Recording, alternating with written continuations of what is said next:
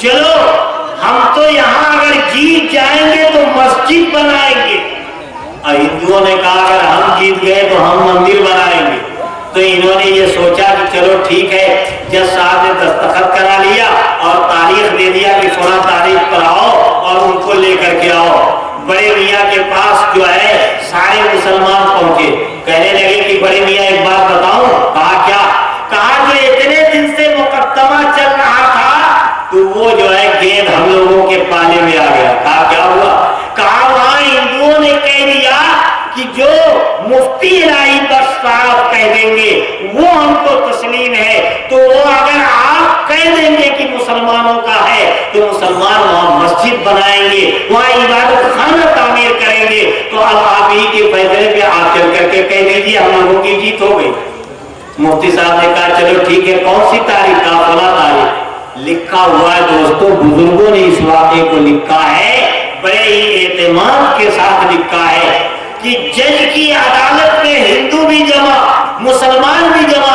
مسلمان تو خوشی کے مارے پھولے نہ سما رہے ہیں کہ آج تو پیر صاحب یہ نہیں کہیں گے کہ صاحب اس زمین پر مندر بنے، یہ حضرت تھوڑے کہہ پائیں گے۔ اس لیے جو ہے گئے حضرت نے تحقیق کیا، ان کی تحقیق میں یہ بات آئی کہ یہ زمین حقیقت میں ہندوؤں کی ہے، یہ مسلمانوں نے ناجائز طور پر قبضہ کر لیا۔ اس لیے وہ وقت پر حاضر ہوئے، سارے لوگ موجود، اور ہندوؤں میں کچھ کوسنے والے کوس رہے ہیں کہ کم وقت تم کو ملا بھی تو میاں ملا تھا کہنے کے لیے، اور مسلمانوں میں لوگ کہہ رہے ہیں کہ اچھا کہہ کے پڑھتے ہیں، ابھی تو میرے حق میں فیصلہ آئے گا۔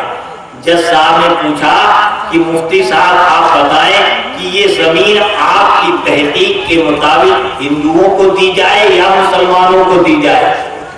اور ہندو کہتے ہیں اس پر ہم مندر بنائیں گے، مسلمان کہتے ہیں ہم مسجد بنائیں گے، آپ فیصلہ فرمائیں۔ مفتی الہی بخش نے کہا جج صاحب سے کہ جج صاحب سنیے، میں نے بہت تحقیق کی، میری تحقیق میرے علم کے مطابق یہ پوری کی پوری زمین یہ ہندوؤں کی ملکیت ہے، لہذا ہندوؤں کو دے دی جائے۔ کہا صاحب اس پر مندر بنائیں گے؟ کہا ان کی ملکیت ہے، مندر بنائے، مسجد بنائے، مکان بنائے، کچھ بھی بنائے، ان کے لیے اجازت ہے۔ اتنا کہنا تھا تو مسلمان تو بڑی جلدی نے بکھرتا ہے، کہنے لگے معلوم ہوتا مفتی صاحب کو تو ایسا ہم لوگوں نے نہیں سمجھا تھا، کتنا لمبا لے لیا کہ ایک منٹ میں جو ہے بدل گئے۔ اب مفتی صاحب بھی پریشان کہ میں نے تو کہہ ہی دیا، اب نکل کر کے عدالت سے جو ہے باہر آ رہے ہیں، تو جج نے کہا رکو، اب فیصلہ بھی میرا سنتے جاؤ۔ سارے لوگ سن رہے، جج انگریز جج فیصلہ سنا رہا ہے۔ اس نے کہا آج اس مقدمے میں مسلمان ہار گئے لیکن اسلام جیت گیا۔ کیا فرمایا؟ آج اس مقدمے میں مسلمان ہار گئے لیکن اسلام جیت گیا۔ اور اس کے بعد کہا کہ یہ زمین ہندوؤں کو دی جا رہی ہے، مسلمان اس کو خالی کر دیں اور ان کا حق نہیں بنتا ہے، یہ فیصلہ صادر فرما دیا۔ اب وہاں سے جب نکلے تو تھوڑی دیر کے بعد ہندوؤں کی جماعت نے کہا بھائی رک جاؤ۔ سارے لوگ رک گئے اور جج صاحب کے سامنے یہ کہا کہ ابھی تک تو ہم مقدمہ لڑ رہے تھے اور ہم یہ سن رہے تھے کہ اسلام کا ماننے والا، نبی کا ماننے والا، دین کا ماننے والا، قرآن پاک کا ماننے والا، احادیث نبویہ کا ماننے والا ایک مسلمان وہ قوم و سماج اور برادری اور دنیا کی کسی طاقت کے سامنے نہیں جھکتا ہے۔ اگر سچ ہے تو وہ سچ بولتا ہے اور اپنے ایمان کو بچاتا ہے۔ تو ہم نے اپنی آنکھوں سے دیکھ لیا، لہذا اسلام سے سچا کوئی مذہب نہیں۔ ہم مفتی صاحب سے درخواست کرتے ہیں کہ ہم کو یہ کلمہ پڑھا دے اور ہم ایمان میں داخل ہوتے ہیں، اور اب اس مسجد زمین پر مسجد بنے گی، اب مندر نہیں بنے گی۔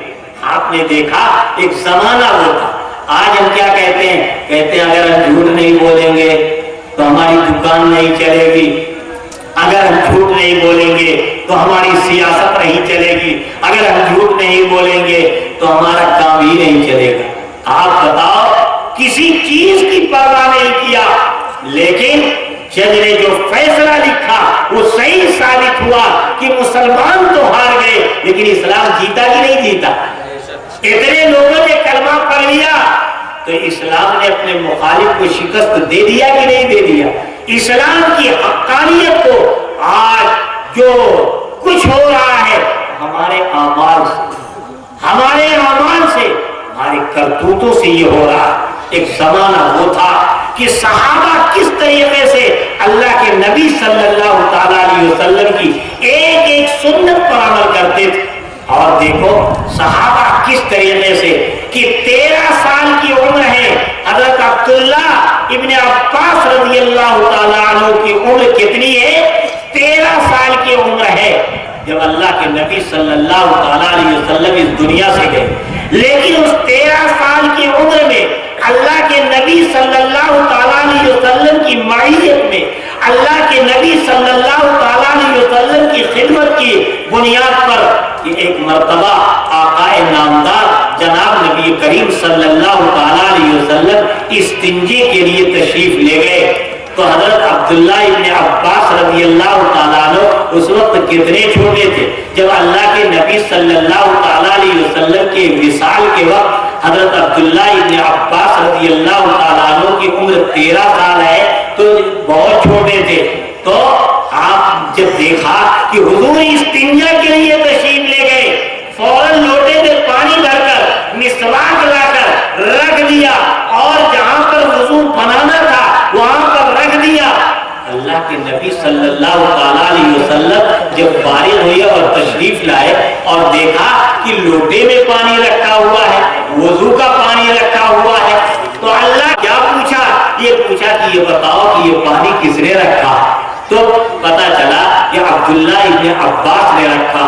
اللہ کے نبی صلی اللہ تعالیٰ علیہ وسلم خوش ہو کر کے کیا دعا دیا کہ اللہم علمہ التاویل، اے اللہ ان کو قرآن کی تفسیر کا علم دے دیجئے، قرآن کا علم دے دیجئے، اللہم فقہہ، اے اللہ ان کو سمجھ عطا فرما دیجئے۔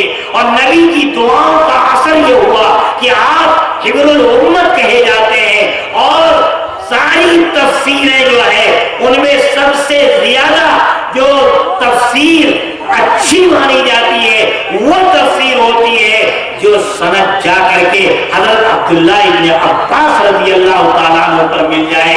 یہ حضرت عبداللہ ابن عباس رضی اللہ تعالیٰ عنہ حضرت عبداللہ ابن عمر رضی اللہ تعالیٰ عنہ تشریف لے جا رہے تھے، اور تشریف لے جاتے ہوئے دیکھا کہ سارا قافلہ چلا جا رہا، بس وہیں پر جو ہے رک گئے، اور رکنے کے بعد راستے ہی میں اترے اور اتر کر کے گئے، اور جیسے استنجا کے لیے بیٹھا جاتا ویسے بیٹھے اور پھر وہاں سے چلے آئے۔ تو لوگوں نے پوچھا کہ حضرت آپ کو تو استنجے کی بھی ضرورت نہیں تھی اور آپ وہاں تک گئے اور پھر آئے، آخر کیا معاملہ تھا؟ کہا کہ استنجے کی ضرورت تو نہیں تھی، لیکن میں ایک مرتبہ اللہ کے نبی صلی اللہ تعالیٰ علیہ وسلم کے ساتھ سفر کر رہا، اور میں نے اپنی آنکھوں سے دیکھا تھا کہ اللہ کے پیارے رسول اس جگہ پر گئے تھے، وہاں بیٹھے تھے اور پھر استنجا کر کے آئے تھے۔ مجھے ضرورت تو نہیں تھی مگر میں اس راستے سے گزر رہا تھا۔ میری غیرت نے یہ گوارا نہیں کیا کہ میرے محبوب جس مقام پر تھوڑی دیر بیٹھے ہو تو میں اس عشق میں، محبت میں وہاں پر چلا گیا کہ جا کر کے میں بھی اسی طریقے سے بیٹھ کر کے چلا ہوں۔ ہو سکتا اللہ کو یہی ادا پسند آ جائے اور اللہ مغفرت کرتا۔ آپ بتاؤ ذرا دوستو جو ہے، تو میں یہ کہہ رہا تھا کہ دیکھو ہر ایک کو اپنی فکر کرنی چاہیے، اور آج کیا ہے ہر آدمی نہ سنتا ہے نہ جاگتا ہے نہ کچھ ہے، بس جیسے یہ بات سنا اس کے پیچھے اگر کسی کے فلاں مولانا صاحب کا معاملہ یہ ہے تو تحقیق کچھ بھی نہیں ہے، قبر کا بھی الزام، فلاں بھی الزام، فلاں بھی الزام سب لگا دیا۔ اس لیے میں یہ بتانا چاہ رہا ہوں کہ آج ماحول اسی طریقے سے ہے، اور اس ماحول سے ہم کو آپ کو اپنے آپ کو بچانا ہے، اور نہیں تو وہی حال ہوگا کہ جیسے ایک عورت تھی وہ بیچاری جو ہے ہر دم اپنے پڑوسی کی خبرگیری میں لگی رہے، اور ہر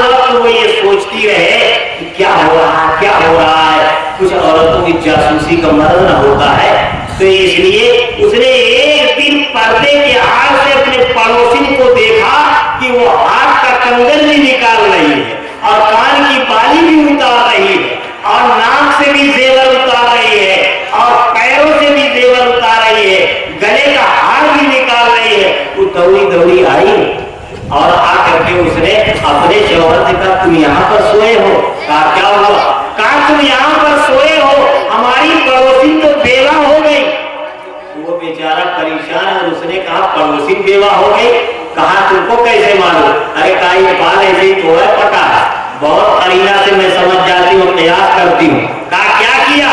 ارے کہا میں نے دیکھا کہ ہاتھ کا کنگن اتار رہی ہے، گلے کا ہار اتار رہی ہے، زیور اتار رہی ہے، چوڑیاں نکال رہی ہے، تو میں یہ سمجھ گئی کہ وہ بیوہ ہو گئی۔ کہا تو پھر میں کیا کروں؟ تو کہا کہ ارے جلدی جاؤ اور جا کر کے اس کے دیکھو جو ہے کیا معاملہ ہے۔ یہ بیچارے جو ہے وہاں سے دوڑے دوڑے گئے اور دیکھا کہ اس کا شوہر دکان پر بیٹھا ہوا ہے۔ اب وہاں سے آئے تو بیوی سے کہا کہ بے وقوف اس کا شوہر ہے، تم نے تو کیا کہا تھا اس کا شوہر بیٹھا؟ ارے کہا شوہر بیٹھا، وہ بیوہ ہو گئی۔ اب یہ دوڑے دوڑے گئے اور کہا کہ صاحب آپ یہاں پر بیٹھے؟ کہا کیا ہوا؟ ارے کہا تمہاری بیوی بیوہ ہو گئی، تم یہاں کیوں بیٹھے؟ یہ کہنا تھا کہ وہ بھی چلانے لگے، چیخ و پکار مچانے لگے۔ اب سارے لوگ اکٹھا ہو گئے، اس کو پکڑ کر کے لے کر کے آ رہے، وہ یہ نہیں پوچھ رہا کیا معاملہ، گھر پر لے کر کے چلے آئے۔ اب لوگوں نے پوچھا، جب محلے کے لوگ جمع ہوئے تو محلے کے لوگوں نے پوچھا کیا ہوا؟ کہا صاحب کیا بتائیں، جوانی کے عمر میں یہ حالت ہے کہ جو ہے میری بیوی بیوہ ہو گئی۔ تو ایک صاحب نے کہا ہے بے وقوف تو زندہ ہے، تیری بیوی بیوہ ہو گئی؟ کہا میری بیوی بیوہ ہو گئی۔ کہا کیسے؟ کہا یہی جو مولانا صاحب ہے بہت سچے پکے نمازی یہی کہہ رہے ہیں۔ ارے کہا یہ کہہ رہے ہیں، اسے پوچھا تم کیسے؟ کہا میری بیوی نے بتایا کہ یہ بیوہ ہو گئی۔ تو کہا کہ میری بیوی نے بتایا کہ بیوہ ہو گئی ہے ان کی بیوی، تو میں نے بھی یہی کہہ دیا۔ آج کا ماحول یہی ہے کہ کوئی بھی بات اڑ جائے تو اس کو لیتے سمجھنے کی کوشش نہیں کرتے۔ بہرکیف میں اپنی بات کو ختم کرتا ہوں، اس لیے کہ ہمارے اور آپ کے سب کے محترم حضرت مولانا مفتی نور الدین صاحب، ان کا میرے اوپر بہت بڑا کرم و احسان ہے کہ میں بیت العلوم میں پڑھتا تھا تو مجھ کو مالا مدعا یہی یاد کراتے تھے، اور انہی کے یاد کرانے سے جو ہے میں آج تک احسان مند ہوں جو ہے۔ اور بہت ہی عظیم شخصیت، قابل شخصیت، وہ ابھی بیان کریں گے جو ہے، آپ حضرات سماعت فرمائیں گے جو ہے۔ تو اس لیے میں یہ کہنا چاہتا ہوں کہ میں نے جو آیت کریمہ تلاوت کی، اللہ نے اس کے اندر یہ فرمایا کہ اے ایمان والو تم لوگ اپنی خبر لو، لوگوں کے پیچھے مت پڑے رہا کرو اور خود صحیح العقیدہ بن جاؤ، اعمال کے کرنے والے بن جاؤ، عبادت کے کرنے والے بن جاؤ، مسائل کو سیکھ کر عمل کرنے والے بن جاؤ۔ تو من ضل اذا اهتدیتم، جب تم ہدایت پر آ جاؤ گے تو جتنے بھی گمراہ ہیں ان کی گمراہی سے تم کو نقصان نہیں پہنچے گا۔ ماحول بگڑتا رہے لیکن اگر تم صحیح ہو جاؤ گے تو ماحول کے بگڑنے سے تمہارے اوپر کوئی اثر نہیں پڑے گا۔ جیسے کہ میں نے کئی مثالیں دے کر کے سمجھا دیا کہ صاحب دیکھو جو ہے کہ ابلیس تو فرشتوں کے ماحول میں تھا لیکن سجدہ نہیں کیا، ماحول کا اثر نہیں پڑا۔ گرمی کے موسم میں لحاظ پہ لحاظ توڑتے ہیں، جب طبیعت بگڑ جاتی ہے ماحول کا اثر نہیں پڑتا ہے۔ برسات کے موسم میں پتھر سے ہریالی نہیں اگتی ہے، اس لیے ماحول کا اثر نہیں پڑتا ہے۔ جب دل بنا ہوتا ہے، دل میں بیماری نہیں ہوتی ہے تو ماحول کا اثر نہیں پڑتا ہے۔ وآخر دعوانا الحمدللہ رب العالمین۔ ماشاءاللہ، بہت ہی جامع بیان حضرت مولانا عبدالرب صاحب دامت برکاتہ کا ہم سب نے سماعت فرمایا۔ اللہ تعالیٰ عمل کی توفیق عطا فرمائے۔